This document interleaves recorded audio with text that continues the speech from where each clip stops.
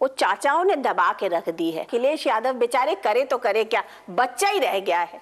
देखिए, मैं मुख्यमंत्री हूँ और इन्हीं सबके आशीर्वाद से मैं मुख्यमंत्री हूँ। देश के जो प्रधानमंत्री के दावेदार हैं, उन्होंने ये कहा एक इंटरव्यू में कि मैंने जो राजनीति सीखी है अपने वरिष्ठ नेताओं की उंगली पकड़ के राजनीति सीखी है। मतलब ये कि इतने सारे पावर सेंटर्स हैं कि अखिलेश बेचारे कैसे काम करे। जब भी कोई डिसीजन लेते हैं उसके बाद कोई चाचा का फोन आ जाता है, कोई ताऊ जी का फोन आ जाता है, कोई कजन का फोन आ जाता है। करे तो करे क्या अखिलेश? ये तो डेमोक्रेसी है और डेमोक्रेसी में अगर कोई अपना पक्ष रख रहा है और कोई सुझाव या राय दे रहा है, पक्ष रखना एक बात होती है और प्रेशर में आना, दबाव में आना दूसरी बात होती है। तो कम से कम उनकी राय सुझाव अगर अच्छी है तो मैं स्वीकार करता हूँ, अगर राय अच्छी नहीं है तो मैं स्वीकार नहीं करता हूँ। इसका असर तो पड़ता होगा क्योंकि आपको 4 लोगों की बात सुननी पड़ती होगी। आप दबंगई से अपनी चीज नहीं कर पाते होंगे जैसे आप कर सकते हैं। कोई भी लोकतांत्रिक सरकार होगी और मैं समझता हूँ लोकतंत्र में अच्छी बात होती है कि ज्यादा से ज्यादा लोगों की बात सुनी जाए, समझी जाए और फिर निर्णय हो, तो कोई गलत बात नहीं है। आपको लगता है क्या कि अगर समाजवादी पार्टी ने उस तरीके का परफॉर्मेंस 2014 के चुनाव में नहीं किया जैसा कि नेताजी सोचते हैं या चाहते हैं, तो क्या अखिलेश यादव उसका ठीकरा अपने सिर पर लेंगे?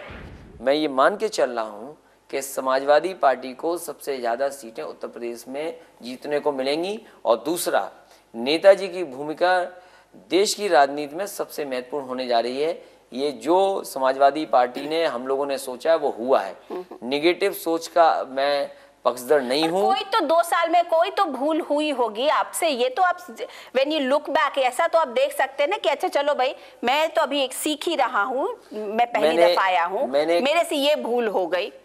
मैंने कभी ये नहीं सोचा कि मैंने क्या खोया या क्या नहीं कर सकता था।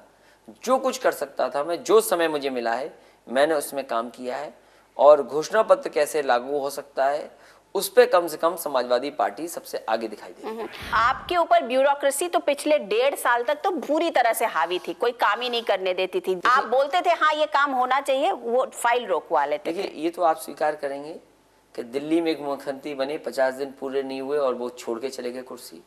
मैंने 2 साल पूरे किए हैं और तमाम अधिकारियों से कैसे काम लेना है, उनका कैसे सहयोग लेना है, किस अधिकारी को कब सजा देनी है और कब उसको आगे बढ़ाना है, ये तो कम से कम मैं सीख ही गया हूँगा।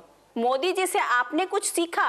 वो भी उत्तर वहाँ के मुख्यमंत्री। अब तो मैं ये चाहूँगा, अगर आपने ये तुलना की तो मैं चाहूँगा आपसे कि आप गुजरात के जितने एडवर्टीजमेंट बने वो देख लें आप, और उत्तर प्रदेश की सरकार ने जो अपने बनाए ऐड वो देख लीजिए।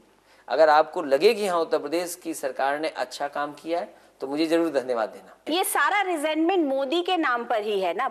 बीजेपी के कोई और लीडर आते हैं तो उनको आप सपोर्ट कर सकते हैं, समाजवादी पार्टी सपोर्ट कर सकती है। बीजेपी से समाजवादी पार्टी का कोई रिश्ता नहीं हो सकता। समाजवादी पार्टी बीजेपी को रोकने के लिए काम कर रही है। तो फिर जब नेताजी के ऐसे बयान आते हैं कि मैं बीजेपी के सीनियर लीडर्स के टच में हूँ, तो उस बयान का क्या मतलब निकाला जाए? इसमें से तमाम ऐसे नेता हैं जो बाहर तो कह रहे हैं कि हमें ये जो प्रधानमंत्री के दावेदार है वो स्वीकार नहीं है, तो कुछ तो कह पा रहे हैं बाहर, कुछ तो अंदर ही अंदर घुट रहे हैं वो कह रहे होंगे। तो इसका मतलब कि अगर मोदी हटा करके बीजेपी की कोई सिनेरियो बनता है तो समाजवादी पार्टी उसको सपोर्ट करने के लिए तैयार हो सकती है। इसका मतलब तो यही निकलता है ना। बीजेपी की सोच से, बीजेपी के लीडरशिप से और बीजेपी के जो काम है उनका समर्थक कभी समाजवादी पार्टी के लोग नहीं हो सकते। Thank you so much Akhilesh Yadav हमसे बात करने के लिए। धन्यवाद। तो ये थे उत्तर प्रदेश के मुख्यमंत्री अखिलेश यादव आमने सामने में। मैं अनुराधा प्रसाद किसी नई पर्सनालिटी के साथ आपसे फिर मिलती हूँ, तब तक के लिए नमस्कार।